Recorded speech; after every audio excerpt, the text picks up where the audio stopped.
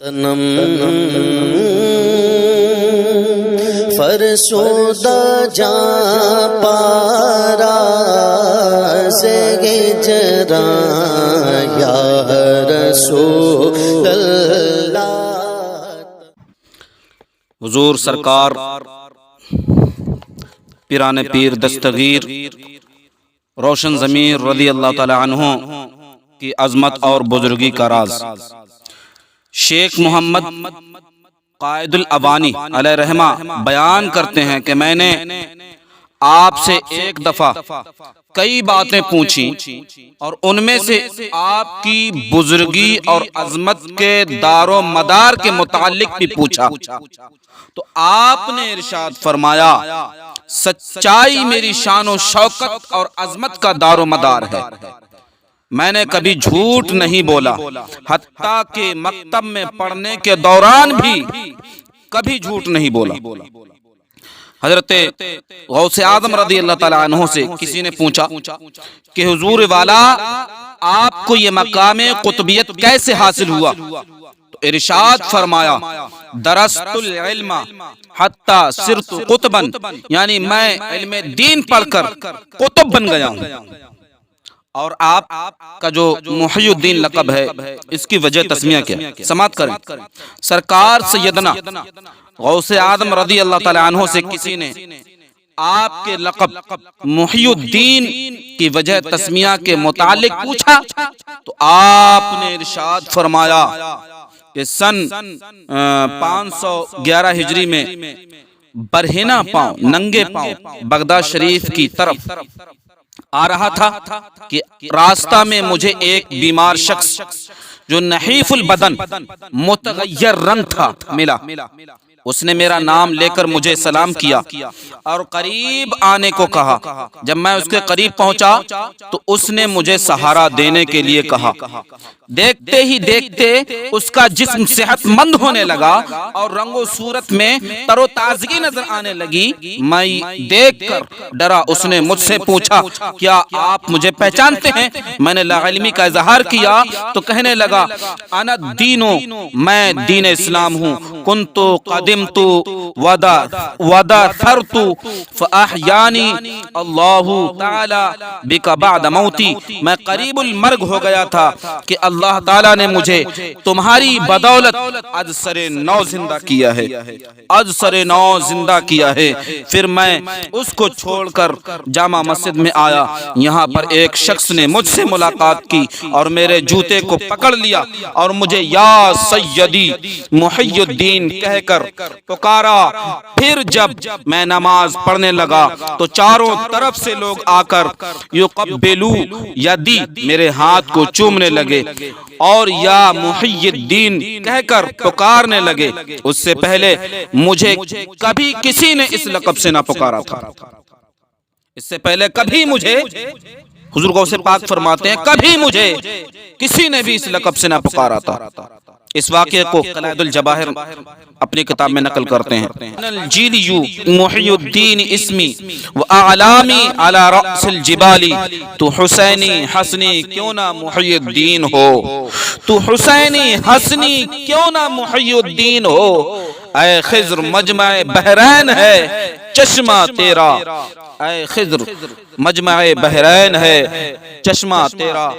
شیخ ابو بکر تمیمی علیہ رحمہ بیان کرتے ہیں کہ حضور پر نور سیدنا سرکار غوث اعظم رضی اللہ تعالی عنہ نے فرمایا ہے کہ جب بغداد شریف میں قحط سالی ہوئی تو مجھے سخت تنگ دستی ہوئی، کئی روز تک میں نے کھانا نہ کھایا، بلکہ اس اثنا میں پھینکی ہوئی جو چیز مل جاتی اس کو کھا لیتا۔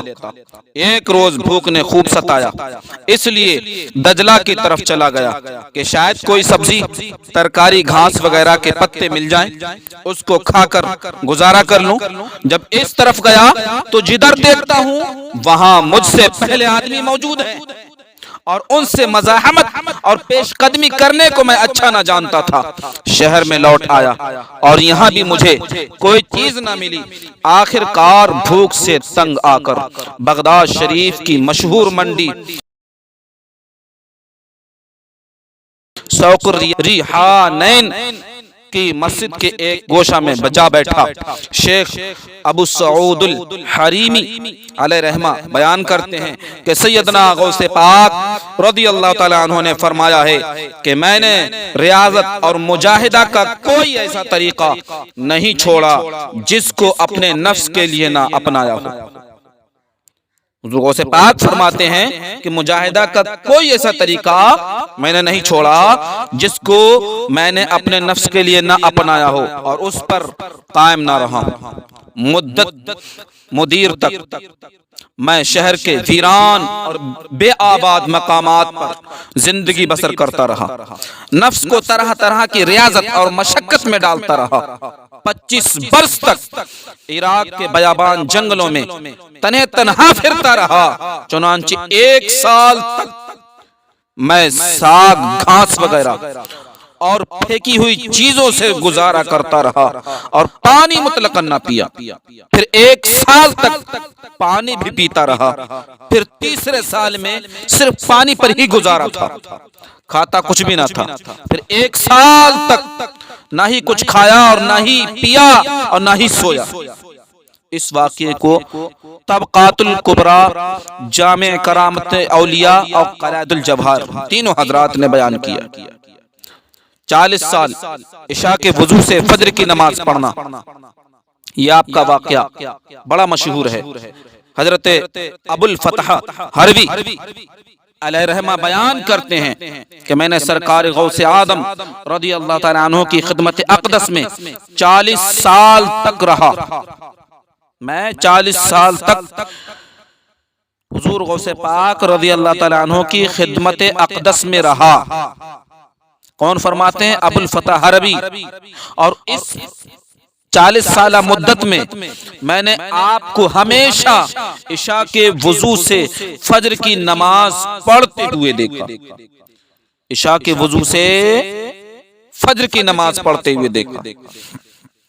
اور آپ ایک رات میں قرآن پاک ختم فرمایا کرتے تھے، مکمل فرمایا کرتے تھے۔ حضرت غوث الثقلین رضی اللہ تعالی عنہ 15 سال رات بھر میں ایک قرآن پاک مکمل فرماتے۔ شیخ ابو عبداللہ نجار سے مروی ہے کہ غوث پاک رضی اللہ تعالیٰ عنہ نے فرمایا کہ میں نے بڑی بڑی سختیاں اور مشقتیں برداشت کی، اگر وہ کسی پہاڑ پر گزرتی تو وہ پہاڑ بھی پھٹ جاتا۔ شیخ علی قرشی علیہ رحمہ ایک شخص سے بیان کرتے ہیں کہ اگر تم حضرت شیخ عبد القادر جیلانی رضی اللہ تعالیٰ عنہ کو دیکھتے تو گویا ایسے شخص کی زیارت کرتے جس نے اپنے رب کریم کی رضا کی خاطر اس کے راہ میں اپنی ساری قوت کو مٹا دیا اور اہل طریقت کو قوی اور مضبوط کر دیا۔ آپ ہر روز 1000 رکعت، کتنی؟ 1000 رکعت نفل ادا فرمایا کرتے تھے۔ قدمی ہذہ علی رکبۃ کل ولی اللہ کے بارے میں سماعت کریں۔ حافظ عبد العزیز عبد المغیث بن حرب البغدادی علیہ رحمہ سے مروی ہے کہ ہم لوگ حضرت غوث اعظم رضی اللہ تعالیٰ عنہ کی اس مبارک مجلس میں حاضر تھے جس میں آپ نے قدمی ہذہ علی رکبۃ کل ولی اللہ فرمایا۔ یہ مجلس محلہ حلبہ میں جہاں آپ کا مہمان خانہ تھا منعقد تھی۔ اس مقدس مجلس میں جلیل المرتبت 50 مشائخ اعظام موجود تھے۔ کتنے؟ 50 مشائخ اعظام موجود تھے، عراق کے عموماً اور تمام مشائخ اعظام، اطراف اور بھی ہوں گے، نام کی فہرست بڑا طویل ہے، اس کو میں ذکر نہیں سمجھوں گا یہاں کرنا۔ اور حضور غوث پاک نے جس وقت یہ الفاظ اپنے مبارک دہن سے فرمائے تھے، قدمی ہذہ علی رکبۃ کل ولی اللہ، یعنی میرا یہ قدم ہر ایک ولی اللہ کی گردن پر ہے، فرمایا یہ سن کر حضرت شیخ علی بن الہیتمی علیہ رحمہ اٹھے اور منبر شریف کے پاس جا کر آپ کا قدم مبارک اپنی گردن پر رکھ لیا. اس کے بعد تمام حاضرین نے آگے بڑھ کے اپنی گردنیں جھکا دی، اپنی گردنیں جھکا دی. واہ کیا مرتبہ اے غوث ہے بالا تیرا، واہ کیا مرتبہ اے غوث ہے بالا تیرا، اونچوں کے سروں سے قدم آلہ تیرا، اور سر بھلا کوئی کیا جانے کہ ہے کیسا تیرا، سر بھلا کوئی کیا جانے کہ ہے کیسا تیرا. اولیاء ملتے ہیں آنکھیں وہ ہے طلبہ تیرا، اولیاء ملتے ہیں آنکھیں وہ ہے طلبہ تیرا. شہنشاہ ہندوستان حضرت خواجہ معین الدین چشتی سنجری اجمیری رضی اللہ تعالی عنہ کا واقعہ قدمی حاضی علی رکبت کل ولی اللہ کے متعلق سماعت کر لیں. جب شہنشاہ بغداد رضی اللہ تعالی عنہ نے قدمی حاضی علی رکبت کل ولی اللہ ارشاد فرمایا، اس وقت شہنشاہ ہندوستان خواجہ خواجگان حضرت خواجہ معین الدین چشتی سنجری اجمیری رضی اللہ تعالی عنہ خراسان کی پہاڑیوں پر اور غاروں میں مجاہدوں اور ریاضتوں میں مشغول تھے. آپ نے سرکار غوث پاک رضی اللہ تعالی عنہ کا یہ اعلان سنتے ہی وضع راسہ علی الارض وقال بل علی رأسہ، اپنا سر مبارک زمین پر رکھ دیا اور زبان حال سے عرض کیا، حضور والا گردن پہ کیا بلکہ میرے سر پر آپ کا مبارک قدم ہے، بلکہ میرے سر پر آپ کا قدم مبارک ہے. السلام علیکم دوستو، اگر آپ لوگوں کو ہماری یہ صحیح نہ تمام پسند آئے تو ہمارے چینل کو سبسکرائب، لائک اور شیئر ضرور کریں.